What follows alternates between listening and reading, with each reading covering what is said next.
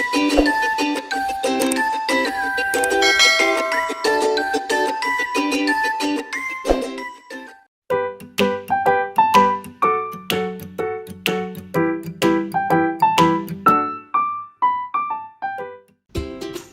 nga quarter, ikawalo nga semana.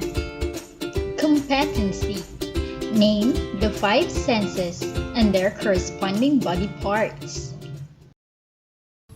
Hello mga bata! Kamusta ka mo? Welcome everyone sa ating kindergarten class. Ini si Ma'am Joyce, ang inyong manunudlo sa subong nga adlaw. Pero antes kita magsugod sa ating na leksyon, may mga pagsunundan kita na dapat himuon. Mga pagsulundan nga dapat himuon. Magpamati isang maayo sa ihambal ni Ma'am. Maglantaw kag likawan anay ang iban nga mga hilikoton. Magsunod sa ginapahimo ni Ma'am. Nakuha bala ninyo mga bata? Very good! Subong, magtindog para sa ating nga pagpangamuyo nga pagsundan sang action song. Jesus, updi kami sa adlaw-adlaw nga tanan, sa amon pagtuon, pati sa amon paghampang. Puligi kami mapalayo sa mga masakit kag mga katalagman. Ini ang amon ginapangamuyo paagi kay Hesukristo, imo anak kag amon Ginoo. Amen.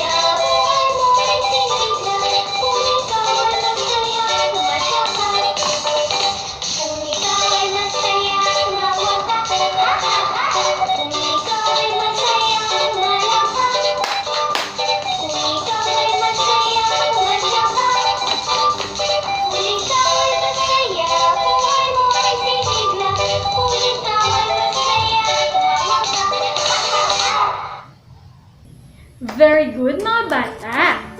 Subong, antes kita magsugod sang aton nga leksyon, may isa ka tula nga ginpreparar si Ma'am.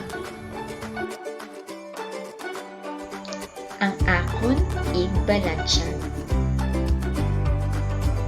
Ang akon mata sa palibot mga butang makita niya. Sa pagtanaw sa mga bagay, tuman niya mapuslanon siya. Ang akon ilong, mahamot man o kun mabaho, siya ang makapanimaho. Sa pagsimot sa mga butang, siya ang makaako. Ang akon dila, matamis, maaslong, maarat o mapait, siya ang makasugid. Lain-lain nga luto ni nanay, masaburan niya gid. Ang akon dulunggan, madamo ang mabadian. Matunog man o kung mahinay, siya may palaanggiran. Ang akon kamot, ginagamit ko sa pagtando. Mahining o magaras, matigaman o kung mahumo, sarang niya matumod. Ini ang akon igbalatsyag, sa akon pagkatawo, tuman ko gid niya ginapasalamat. Mga bata, nahibaluan bala ninyo kung nahanungod sa ano ang aton nga tula? Subong, aton tunan ang aton bag-o nga leksyon. Ini nahanungod sa aton mga igbalatsyag. Mayara kita nagkalain-lain nga mga igbalatsyag. Ini ang aton mata. Ang aton mga mata amo ang aton ginagamit para makakita sa mga nagkalain-lain nga butang sa aton palibot. Kaangay sang mga puno,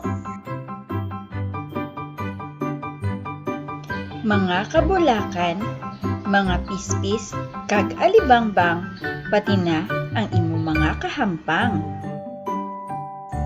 Ini naman ang aton nga dulunggan. Ang aton dulunggan ang aton ginagamit para makabati. Mabatian naton ang mga nagkalain-lain nga tunog. Mayara sang mahinay,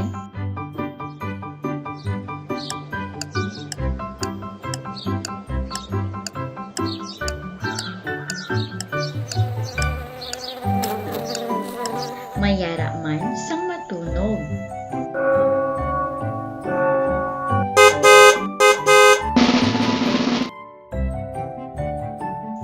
Ini naman ang aton nga ilong.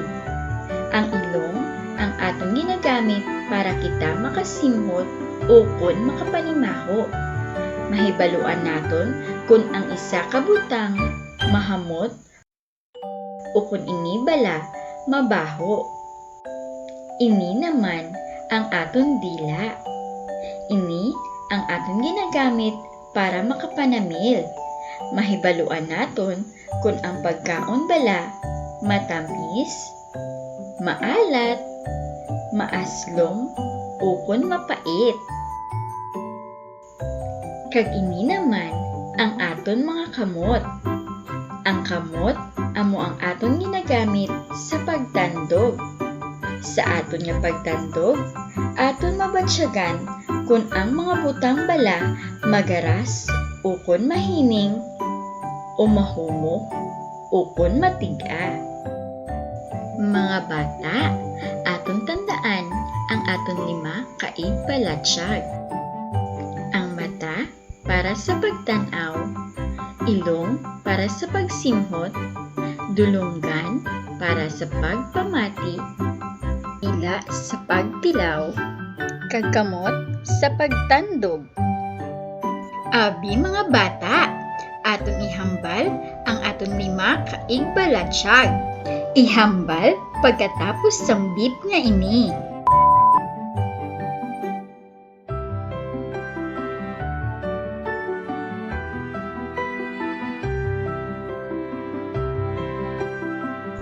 Very good mga bata. Subong, aton sabtan ang mga masunod nga hilikoton. Ihambal kung ano nga igbalatsyag ang ginagamit sa ginapakita sang laragway. Kag ihambal kung ano nga parte sang aton nga lawas ang ginagamit diri.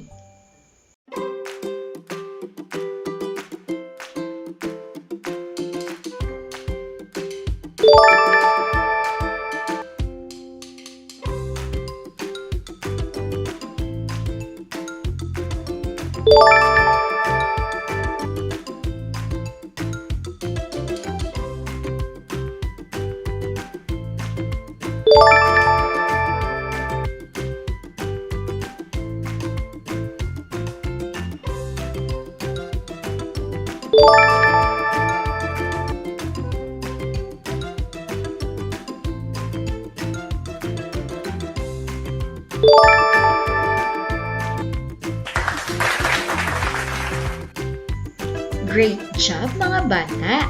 Nalipay gid ako nga nagapakigbahin kamo sa aton mga hilikoton.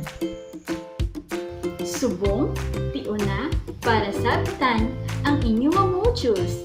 Sagiya sa inyong ginikanan o kung learning facilitator, ubrahon ang mga masunod na hilikoton. Sundon ang nakaschedule sa inyong weekly home learning plan. Malipayon niya pagtuon mga bata hasta sa sunod natin niya paghililita. Bye-bye!